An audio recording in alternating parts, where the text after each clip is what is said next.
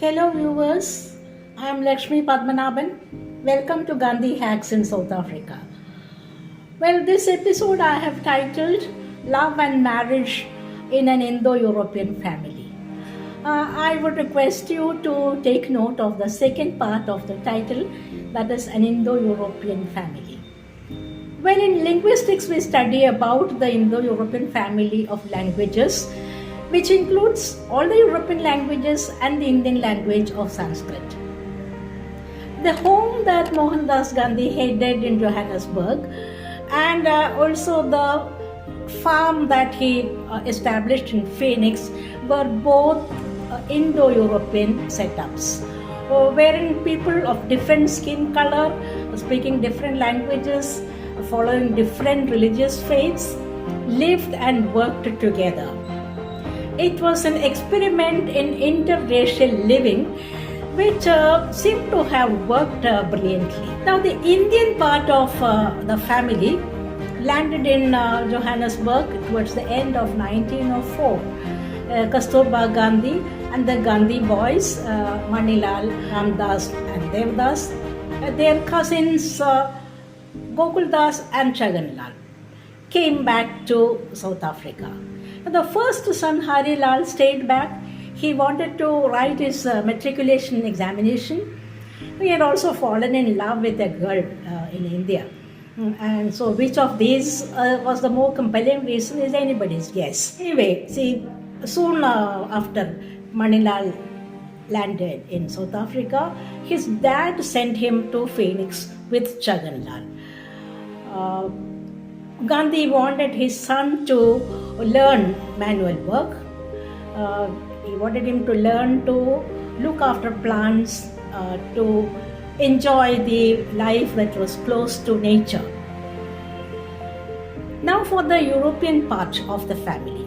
Henry Pollock, who had given him unto this last, which resulted in the establishment of Phoenix Farm, had fallen in love with a girl called Millie Graham in London. Now, Millie was a Christian girl of delicate health. Now, remember, the Pollocks were Jews. So, his father, Henry's father, wasn't too much in agreement with this idea of bringing in a Jewish daughter-in-law of delicate health. So, it required a lot of persuasion on the part of Henry to bring him round to the idea of accepting Millie as the daughter-in-law. Now, Mohandas did his bit to reassure the senior Pollock that the salubrious climate of South Africa and the loving care that people like himself would give her would turn her into a sturdy woman fit enough to take on the pressures of married life. But before Millie started towards South Africa, Gandhi wanted her to do three things. First, he wanted her to meet Dadabai Navroji and pay her respects to him. Secondly, he wanted her to go to the hospital which was run by his old friend Joshua Oldfields. He wanted Millie to learn how the hospital is run, how the patients are looked after and so on. Gandhi wanted to start a sanatorium in Phoenix and he wanted Millie to be a helper there. Now, thirdly, Gandhi had heard of a Tolstoy farm somewhere in London. He wanted Millie to locate that place and again study how the situation is there, how the farm is looked after and so on. Whether Millie Graham did all these things, I do not know, but she landed in Johannesburg towards the end of 1905, that is December 1905. The very next day, Henry Pollock took her and Mohandas Gandhi to the registrar of European marriages. Now you might ask, what about the wedding preparations? There really were none. Not even a wedding dress was bought for Millie.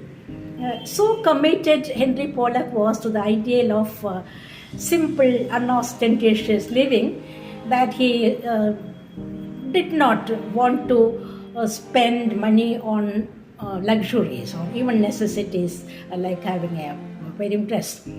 Now, as they belonged to two different religions, the question of rituals also did not arise. So it was as simple as that, the plainest sort of wedding that you could think of.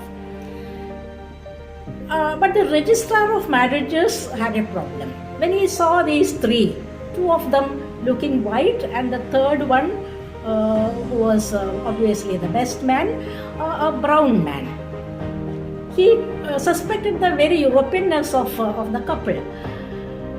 But fortunately for Gandhi, the chief magistrate, who was the head of the department of registration, was known to him. And so the magistrate wrote a letter to the registrar explaining the situation. So that question was solved, and Henry and Millie became man and wife. They headed straight to the house of Mohandas Gandhi to live there along with the Gandhis. Now, this was not just an unusual situation. It was nothing short of a revolution in those days in Johannesburg, in the Transvaal, when racism was ruling the roost. A European couple living with an Indian family. Not just unheard of, but a revolution, I repeat. This was how quietly Mohandas Gandhi and later Mahatma Gandhi ushered in many a revolution without shouting Inkilab Zindabad. Be the change that you want to see, he said. And he was the revolution that he wanted to bring about. In his autobiography, Bapu speaks about homogeneous households and heterogeneous households. The household in Johannesburg was heterogeneous. Think of the two women there. Polar opposites could be an understatement. So there was Kasturba Gandhi, an illiterate orthodox Hindu woman who knew only Gujarati.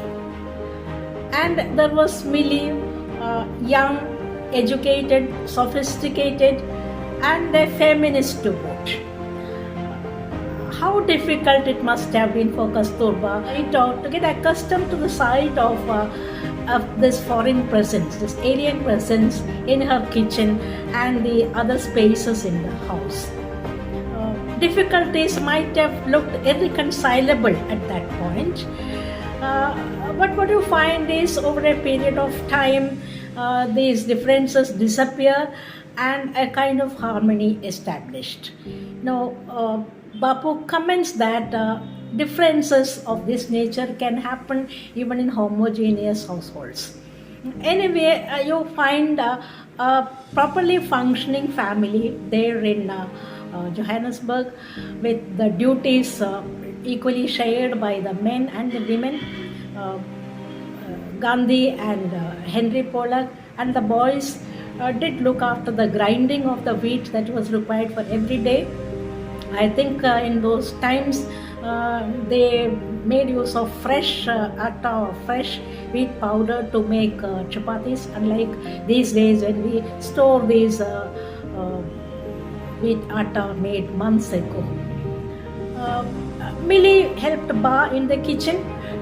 She also taught the children English, grammar and composition. In the evenings, they all met and discussed the events of the day. There were arguments between Gandhi and Millie over the position of women in the Indian family. Now, Millie felt that the woman in India was occupying a subaltern position, was in a very subordinate position. She seemed to live only for the comfort of the man. She didn't seem to have an identity of her own at all. Now, Gandhi obviously did not agree with this view of the Indian woman. And Henry Pollock had his disagreements with Gandhi over the question of the son's education. Now, Henry wanted the Gandhi boys to study English and get ahead in life.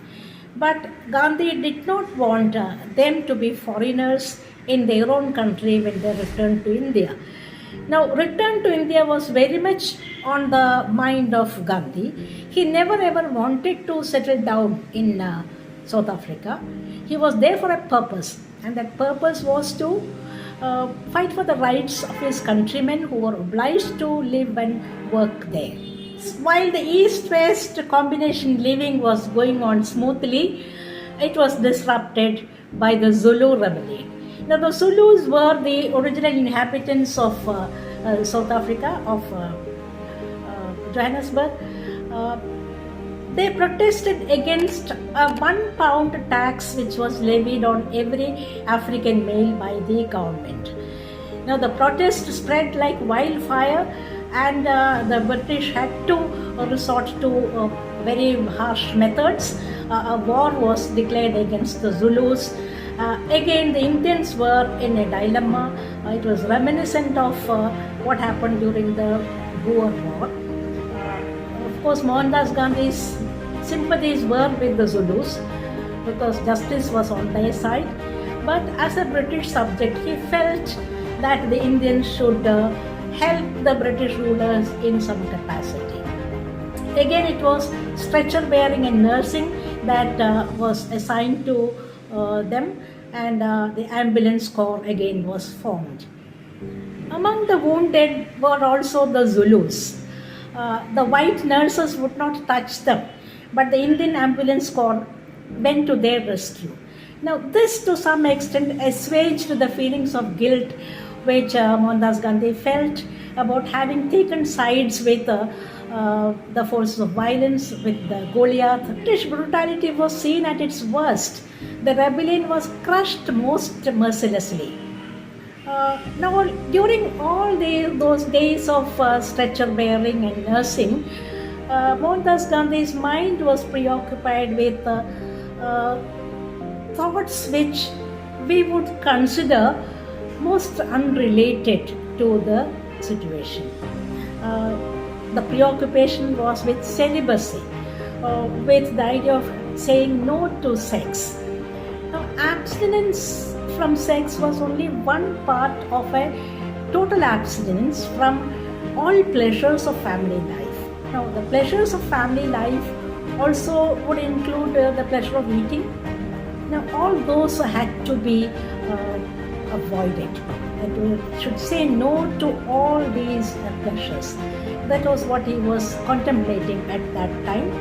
And it was with such thought that he came home from the battlefront to Phoenix.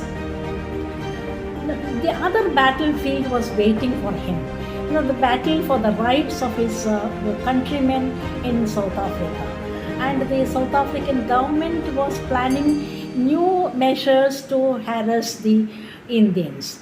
To think of fighting this, how to fight them, what could be the strategy, and so on. And those would be the topic of the next episode. Please wait for it.